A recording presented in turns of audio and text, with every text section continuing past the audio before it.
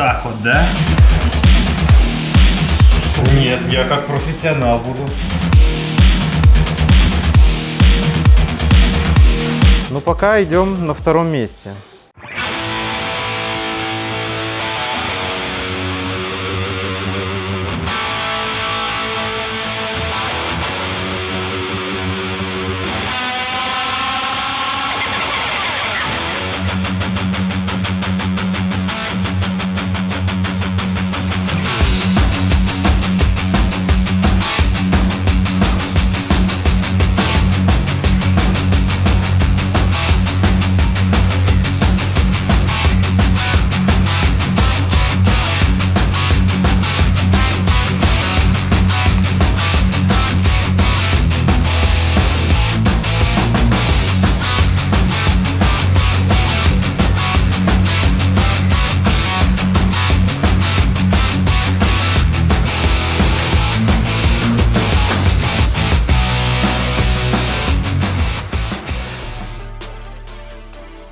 Итак, всем привет! Как я и обещал, вводим соревновательную часть на наш канал. Сегодня будем гонять на траке, вот таком. Так вот он выглядит. Мы поставили чип. Здесь все стандартное, стандартная батарейка. Так, теперь давайте расскажу вам по поводу соревновательной части. Значит, у нас сначала идут тренировки в этом классе. У нас 3 класса есть. Это трак, потом идет 10-й масштаб и 12-й. Мы у нас будем участвовать в самом простом и легком классе Евротрак, это такой фургончик. Вот, значит, как проходят соревнования? Сначала идут тренировки, все заезды, потом у нас идут квалификации, кто с какой позиции будет стартовать, и затем финалы соревнований. Поэтому пожелайте мне удачи, надеюсь, мы победим.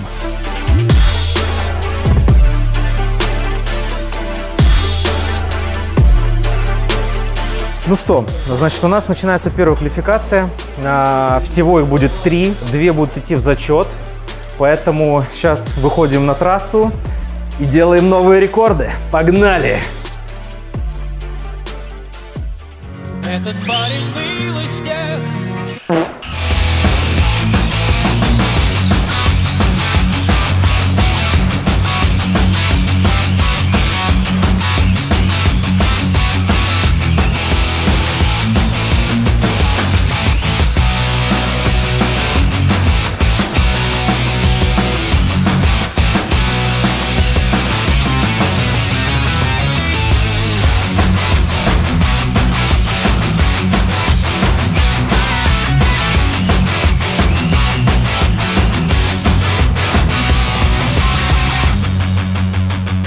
Значит, есть у нас один кружочек 13,9. Это я срезал, это не считается. Но пока идем на втором месте. Могло бы быть, конечно, и лучше, но будем потихонечку поднимать планку. Здравствуйте, меня зовут Балалов Юрий. Сегодня у нас проходят соревнования по автомобильному спорту. Я принимаю участие в классе RC-Track. Чем он хорош, что эта модель требует минимальных настроек и минимального ухода. То есть основное, то есть после сборки модели, то есть ее необходимо поддерживать в рабочем состоянии, то есть смотреть, чтобы все работало, следить за колесами и по большому счету все. На грузовиках, чем тоже опять-таки хорошо, то есть модели у всех одинаковые. У всех одинаковые технические возможности, то есть у всех абсолютно одинаковые модели. На трассе решает твое мастерство, твоя выдержка, твой опыт. Так, ну что, у нас начинается вторая попытка, вторые квалификационные заезды. Всего у нас 5 участников. В первой квалификации я второй. Сейчас посмотрим, что будет в этой квалификации. Тут уже ребята поднапряглись некоторые, потому что я участвую в первый раз, конечно.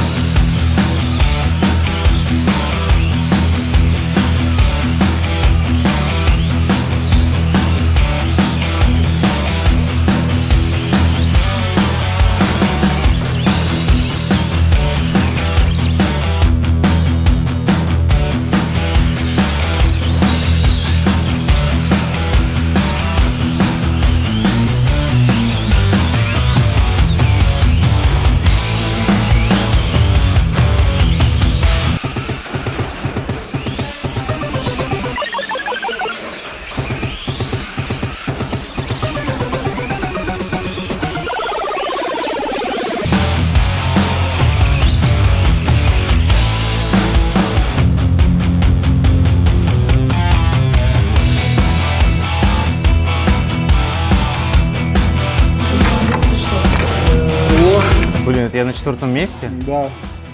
Так бывает? Так бывает. Я на 2-м. Так, ну вторые квалы у нас не очень получились, да? На 4-м месте. Ну ничего, будем стараться дальше. Блин, ну лучшее время зато у меня хорошее.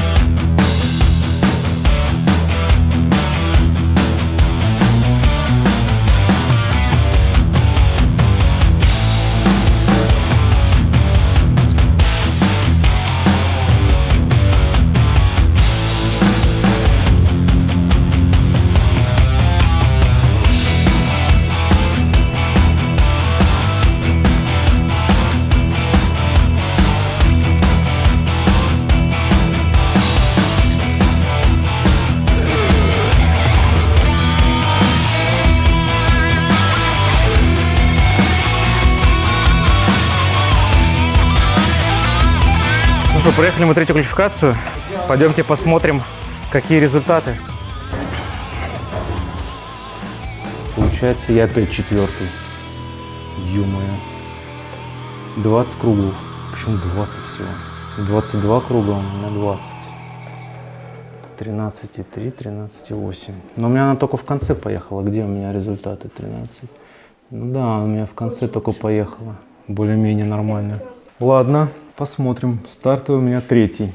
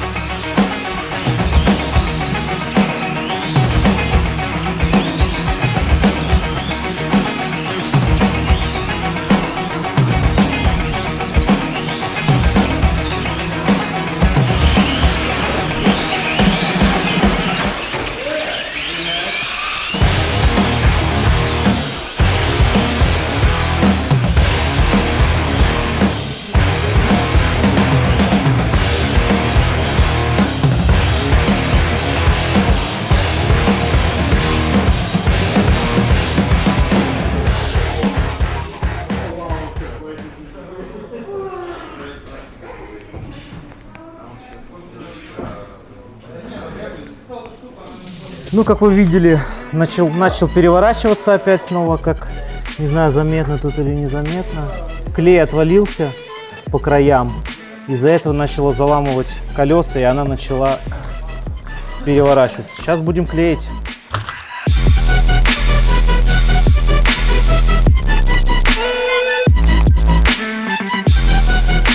Ну, значит так, корка моя нехило так развалилась после удара, столкновения. Вот, приходится колхозить на месте, клеить. Ну вот, сейчас посмотрим, как получится. Попробуем отклеить здесь двухсторонний. Да, и для того, чтобы в финале номер 2 показать хоть какой-то результат, чтобы пошел зачет, надо сейчас постараться, потому что очень плохо я проехал квалификации на 4-м месте. Вот, поэтому сейчас будем стараться залезть в 3-ку лидеров хотя бы. В принципе, для первого раза будет неплохо. Вот, ну вот мы вроде подклеили, батарейки зарядили, колеса, как вы видите, проклеили заново, чтобы... Оп, треснул. Ничего, это нормально. Ну, это ничего страшного. Я знаю, поэтому я говорю, это нормально.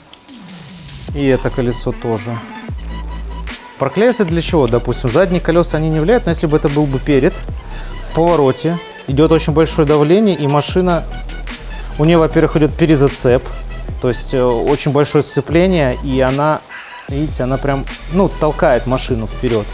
И плюс загибает колеса, и машина начинает переворачиваться. Вы видели, она все время ездит на двух колесах. То есть в повороте она не скользит, да, не проскальзывает, а просто заваливается на два колеса. Из-за этого теряется очень много времени, устойчивость машины и так далее. Поэтому будем пробовать сейчас вот в таком сетапе. Надеюсь, все будет окей.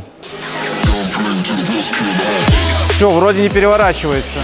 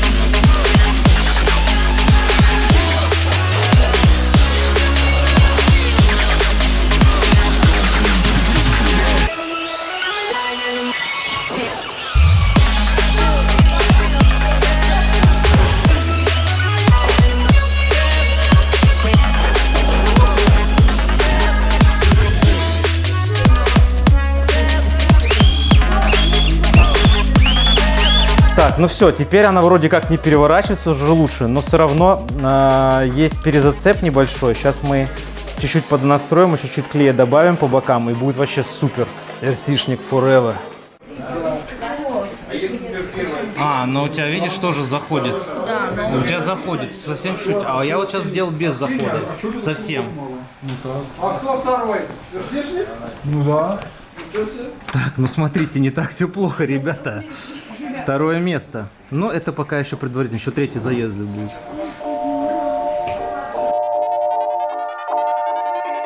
Как, в принципе, проводятся соревнования, какие обычно есть заезды, как формируется сетка внутри дня. Как правило, начинаются заезды со свободных тренировок. В тренировках мы под засечку учитываем 3 лучших круга подряд у каждого участника. По этим результатам формируем сетки квалификаций. Далее мы переходим к квалификациям, где у пилотов, как правило, заезды по 5 минут, либо же по 8 минут в классах RCE 12. Там же уже мы берем целиком заезд, и кто за заезд сможет проехать наибольшее количество кругов с наименьшим временем. В квалификациях у нас система очков, то есть мы берем результаты всех людей за один раунд квалификации в одном классе моделей. Смотрим их результаты относительно друг друга. Первый человек получает 0 очков за квалификацию. То есть 0 очков это наилучший результат. Тот, кто будет в списке вторым, он получит 2 очка. Третий 3 очка. И так далее, по нарастающей. То есть и квалификацию у нас, как правило, выигрывает тот человек, кто наберет наименьшее количество баллов. Из квалификационных баллов мы уже составляем стартовую решетку на сами финалы. И также делим на различные финалы, то есть финал А, финал Б. Делим участников по их уровню пилотирования. В финалах схожая схема с квалификацией, только мы берем участников внутри одного заезда. То есть, если человек попал уже в финал Б, из финала Б он уже никуда не денется, и наилучшее место, где он может оказаться, это первое место в финале Б, в отличие от квалификации. В квалификации же вы можете попасть хоть в самую слабую группу и из нее прорваться в самый быстрый финал. В финалах мы учитываем пилотов, кто относительно друг друга приехал, и там схожая схема, только мы начинаем нумерацию очков с 1 балла. То есть участник, который приехал первый в финале, он получает 1 балл. Участник, который приехал второй, получает 2 балла. И аналогично, у кого наименьшее количество баллов по итогам финалов, тот и побеждает. Также стоит отметить, что из 3 финалов мы учитываем только результаты 2 лучших финалов.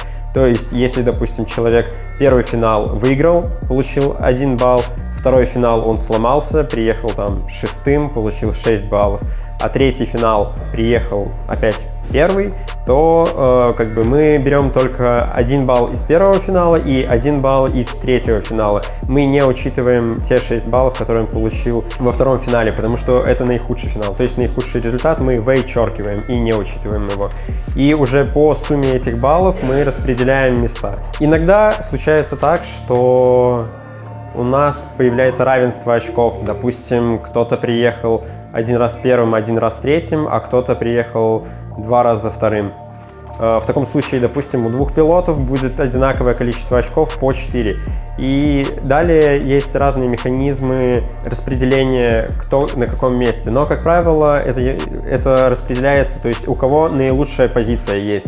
Человек, который приехал 2 раза вторым, у него наилучшая позиция — это вторая.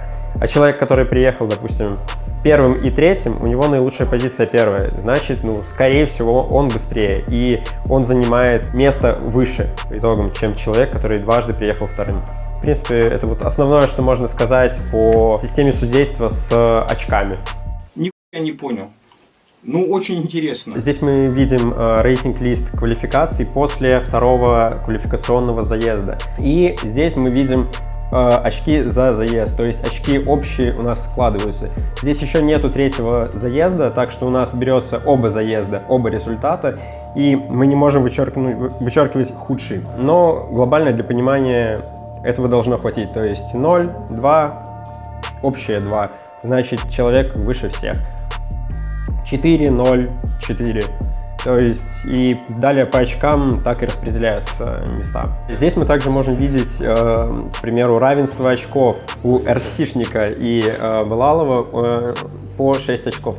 Здесь, как я уже говорил, мы смотрим, у кого лучше позиция. То есть у Балалова 3 и 3, а у РСишника 2 и 4. То есть лучшая позиция 2, и она у РСишника, значит он выше по итогам.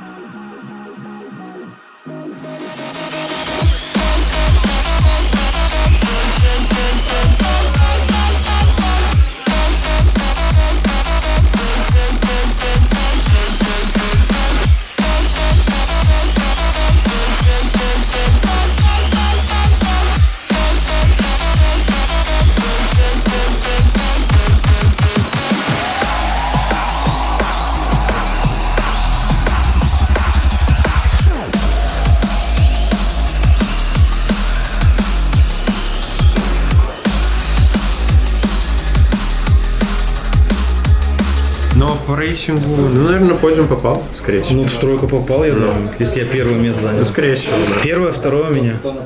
Да, скорее всего, второй будет вообще. Вообще успех. Для первой-то гонки. Поздравляю. Спасибо.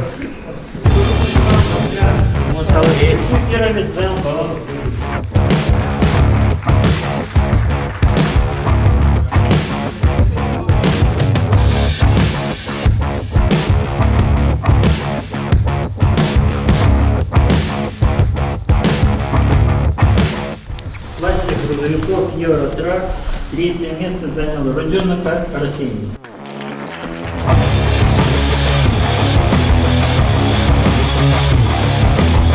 Так, ну вот и подошла к концу наша серия. Как видите, руки у меня рабочие, так сказать, моделиста. Прошли соревнования, я занял второе место, что считаю для дебюта, для первого раза участия в соревнованиях очень даже неплохо.